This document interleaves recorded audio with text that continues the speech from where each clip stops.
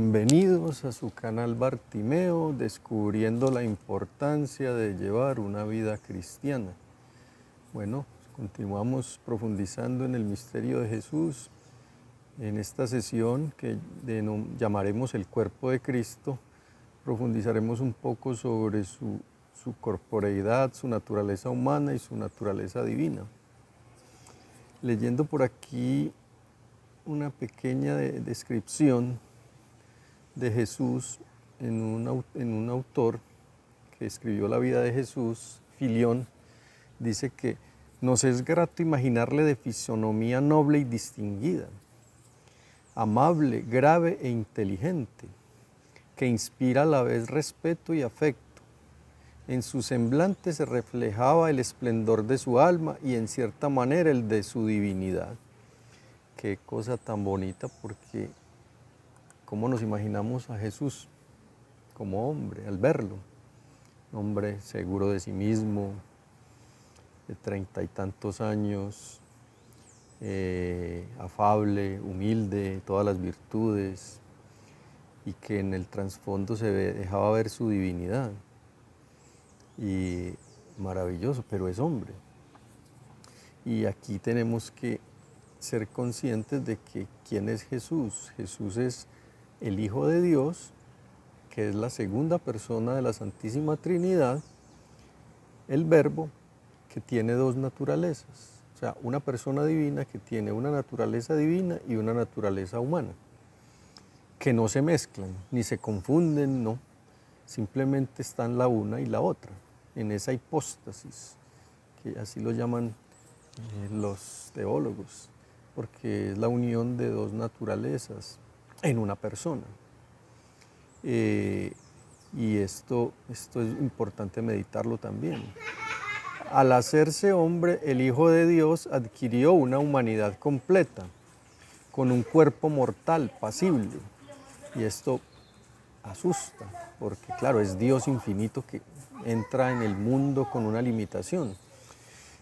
Al descender y despojarse de su rango divino, quedó sometido a las condiciones de la vida de los hombres, a las limitaciones. Dios no tiene limitación, pero al hacerse hombre lo asumió. Asumió la realidad del cansancio, hambre y sueño, el dolor, la fragilidad y todas las sensaciones corporales unidas a la vida. También la posibilidad de caer enfermo, de sentirse mal y lo más impresionante, de morir. Cristo es igual a nosotros, menos en el pecado. Mira que Cristo asumió todo lo que un hombre, excepto el pecado, porque es perfectísimo Dios. Y menos en el pecado no disminuye su humanidad, ¿no? Sino todo lo contrario, designa una humanidad más perfecta, perfectísima. No tener el pecado no es una carencia, sino una plenitud de las cualidades humanas. ¿Quién es Jesucristo? Imagínense un hombre con todas las virtudes, alegre, dueño de sí mismo, laborioso, sencillo, generoso, bueno, ordenado, obediente, bueno, todas las virtudes que en una de los videos, de los programas que hemos publicado está eso, todas las virtudes, y nos hemos enfocado en cómo Jesús la vivía. Entonces debemos tener alguna pista si hemos visto esa serie. Claro, ese es Jesús, perfectísimo hombre. Dejó este mundo un Viernes Santo, murió hacia las 3 de la tarde, en las afueras de Jerusalén. O sea, eso es un hecho histórico. Y en un montículo que llamaban Calvario o Gólgota. Eso es impresionante, Dios que muere, y Dios que no tiene ninguna limitación por haberse hecho hombre. Y hemos meditado ya el hecho también, aunque lo haremos más adelante, el por qué se hace hombre, por qué asume una naturaleza humana, por qué se desprende de su naturaleza divina y entra y se limita en el espacio y en el tiempo, sabiendo que Dios está por encima de eso. Aunque Él nunca deja de ser Dios, pero es tanto amor que nos tiene, que quiere que seamos felices, nos quiere redimir, y por eso se hace hombre, para hacerse uno de nosotros, para Él poder como hombre cancelar la deuda que nuestros pecados habían contraído, porque si un hombre pecó, un hombre debía resarcir, y el hombre en el estado en que había quedado no podía, así que Dios tomó esa generosísima iniciativa de hacerse hombre para podernos abrir de nuevo la vida divina y la comunión con Dios. Los evangelios dan testimonio una y otra vez de la realidad de su naturaleza humana y al mismo tiempo relatan algunos hechos que dejan ver que Jesús está por encima de las leyes de esta naturaleza. Por ejemplo, Jesús camina sobre el mar, manifiesta un dominio sobre las olas y el viento, resucita a un muerto, cura enfermedades. Eso solo lo puede hacer Dios, pero también siente hambre. También trabaja y también llora, también seguramente le dio gripa, etcétera, porque tiene una naturaleza humana, pero a su vez también tiene una naturaleza divina. Y eso es el misterio de la encarnación. Divinidad y humanidad se hacen compatibles de una forma misteriosa en Él, coexisten de una manera inexplicable para nuestro saber entender, para nuestra capacidad. La encarnación es el misterio de la admirable unión de la naturaleza divina y la naturaleza humana en la única persona del Verbo, que eso fue lo que empezamos diciendo. Entonces es impresionante. Jesús tiene esa naturaleza divina, resucita a Lázaro, pero también siente hambre, siente sed cuando habla con la samaritana. También llora al ver una madre sufriendo, la naturaleza humana. Y es bueno meditar en esto, porque algún hermano evangélico tenía alguna inquietud de por qué Jesús decía que él no conoce, que ni el Hijo conoce la fecha del fin del mundo, que está en un texto sagrado, en uno de los evangelios. Y no, es muy sencillo, es que Jesús como hombre no puede conocer esa fecha, pero como Dios sí. Entonces entender esa hipóstasis es muy importante para poder entender un poco quién es Jesús.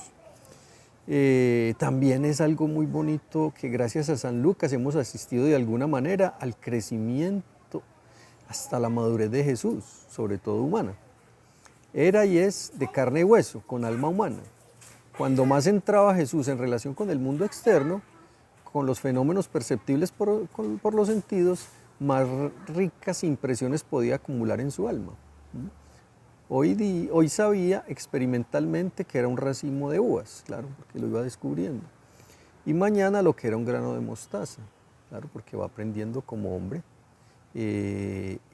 Lo mismo cuando trabajaba con José. José le empezó a enseñar cómo hacer una mesa, una silla, cómo hacer todas esas operaciones con la madera, con los utensilios. Él fue creciendo en eso porque era un hombre, hasta que aprendió un oficio bien hecho. Pero esa es su naturaleza humana. Pero él como Dios, obviamente que lo sabía y lo podría haber hecho perfectamente, pero como tenía las dos naturalezas, esa naturaleza humana tenía que crecer. Bonito eso, y aquí vamos profundizando en él. Por eso él es camino nuestro, porque él, todo lo que ha vivido es lo que nosotros debemos vivir, excepto el pecado. En la encarnación, disponer de un cuerpo implica sufrimiento, que esa es una de las partes más misteriosas. No solo por la perspectiva del dolor físico que antes o después llega para todo ser humano, sino también por las limitaciones, incomodidades e inquietudes que conlleva la existencia en el mundo. Nunca hizo un milagro en beneficio propio. Jesús, asumir el sufrimiento, Él que es perfectísimo, que nunca tuvo pecado, porque el pecado es la causa del sufrimiento y la muerte, la ignorancia y la incoherencia, y Jesús no tenía eso, pero Él asumió eso. Y precisamente a través de eso es que nos redimió. Pero muy importante la acotación que nos hacen aquí estos textos que dicen que nunca hizo un milagro en beneficio propio. ¿Ya? Si tenía sed, pues, no era y no soplar y salía un cántaro de agua. Pues porque así podía, porque Él es Dios, pero no, Él esperó a que trajeran agua cuando estaba esperando esa agua de la en el pozo o comida, etcétera. Él nunca hizo nada en beneficio propio, eso es muy bonito. No lo hizo, por ejemplo, para beber agua del pozo de Sicar, que se lo pidió a la samaritana, Se había quedado solo cuando los discípulos fueron al pueblo y él se dispuso a esperar para saciar su sed, cosa que como Dios no tenía limitación de hacerlo. La encarnación significa una disposición a padecer, sacrificios y holocaustos no quisiste, pero me has formado un cuerpo. Entonces dije, aquí que vengo para hacer, oh Dios, tu voluntad. Así con esta decisión acoge Jesús el sufrimiento de su pasión y muerte. Y eso es lo misterioso, que él que es cordero, llevado al matadero, como dice Isaías, pero es un cordero perfectísimo y por eso es claro, por eso, como es hombre y como es justo, por eso es que nos pudo redimir, porque de resto nadie podía, el hombre estaba inmerso en la oscuridad del pecado. Pero tampoco es lo negativo, también el cuerpo le permitió el goce de muchos aspectos buenos de la vida, ir a una boda, tomarse algunos vinitos, poquitos, pero se los tomó, experimentó muchas alegrías, tuvo energía para hacer muchas cosas, trabajar, obedecer a sus padres, largas caminatas de Galilea, Judea, emplear con destreza las herramientas de su oficio. Él era un experto artesano, eso, experto artesano, porque su papá se lo enseñó. ¿Qué más belleza tenemos de crecimiento profesional?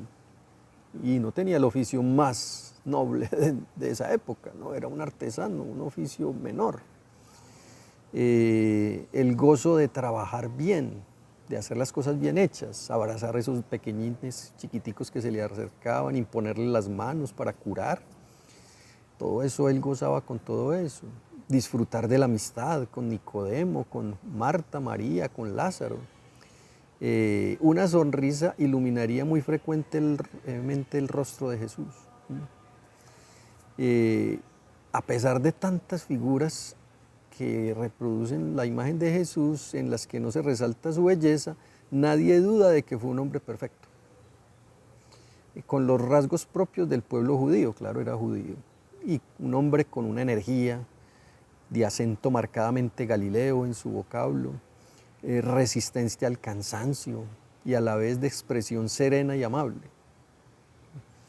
Su naturaleza física le ayudó a cumplir su misión, proclamar el reino de Dios, cumplir la voluntad del Padre. Eso fue lo que vino él a hacer acá, porque nos ama mucho.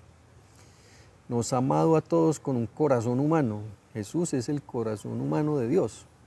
Esa es una frase que se escucha en muchos autores espirituales.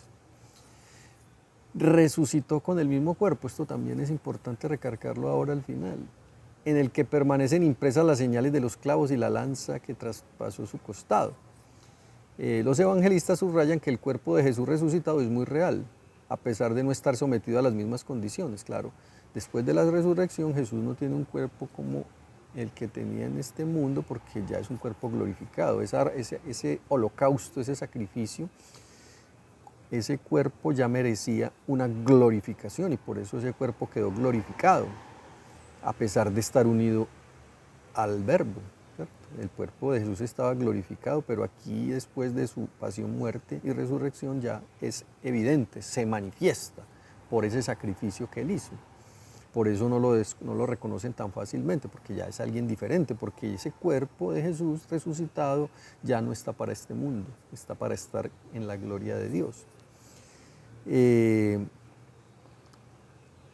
No volvió a vida que había vivido, sino a una vida nueva. Ese cuerpo ya tienes una vida nueva. Tomás, trae aquí tu dedo y mira mis manos, trae tu mano y métela en mi costado. Jesús resucitado es soberanamente libre de aparecer como quiere. Aparece por aquí y por allá, porque claro, ya puede aparecer donde quiera.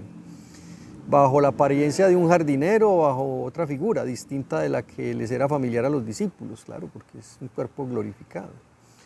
Él es plenamente corpóreo, porque él después de la resurrección come pescado, porque creían que era un fantasma y no, él asó un pescado y lo comió con ellos. Sin embargo, no está sujeto a las leyes de la corporeidad, a las leyes del espacio y del tiempo, porque ya es un cuerpo glorificado, un cuerpo que no está hecho para este mundo, que es para donde nosotros aspiramos. Y nosotros podemos llegar a esa misma vida si nos unimos a Él, porque Él derramará su gracia en este mundo y su gloria en el otro, para que nosotros podamos estar glorificados, pero tendremos que pasar por la unión con Él a través de la cruz, demostrando una identificación y una unión profundamente grande con Él, para que nuestros mismos cuerpos también queden glorificados. Así que espero que te haya servido esta sesión para que profundices más en quién es Jesús, verdadero Dios, verdadero hombre, con dos naturalezas, que Él en el cielo las tiene. Tiene su naturaleza humana perfectísima, glorificada, y tiene su naturaleza divina, que esa sí no necesita ningún cambio. Medítalo y también piensa, de alguna manera tú también tienes una naturaleza humana que Dios te regaló, con las inclinaciones al pecado desafortunadamente. Pero también en estado de gracia, cuando hemos aceptado al Señor Jesús en el bautismo como nuestro Salvador y vivimos de acuerdo a eso, pues también participamos a través de Él de esa nueva vida, de esa naturaleza divina, por el Espíritu Santo. Entonces también es bonito ver cómo en Jesús hay una analogía que podemos aplicar a nosotros también. Y por eso hay que cuidar el cuerpo, porque el cuerpo es templo del Espíritu Santo. Es la herramienta a través de la cual manifestamos el amor, abrazamos, trabajamos, ayudamos a los demás, etc. Y lo mismo nuestra parte espiritual, nuestra alma y nuestra voluntad y nuestra inteligencia, que sirve para amar. El hombre está hecho para amar, porque Cristo es hombre y es el hombre perfecto porque ama y ha amado en plenitud. Bueno, te animo a que le des me gusta a este video, te suscribas al canal, compartas en familia, medita, Dios y hombre, y tú también. Y recuerda que cuando estamos en gracia, Cristo como hombre también habita de una manera misteriosa en nosotros. Y por eso a través de esa inhabitación de Él en nosotros está la Trinidad completa, el Padre, el Hijo y el Espíritu Santo, como lo dice muy claramente, que llamo a la puerta, no, creo que es el libro del Apocalipsis, llamo a la puerta y el que me abre, yo entraré, ¿cierto? ¿Y quién entra? El Padre, el Hijo, el Espíritu Santo en nosotros. ¿Y que esa puerta quién es? Cristo, que está en nosotros, y por eso tenemos acceso a Dios y a una felicidad eterna. Por eso no abrirle la puerta a Cristo es cerrarle las puertas a la felicidad. Bueno, nos vemos en la próxima sesión. Gracias.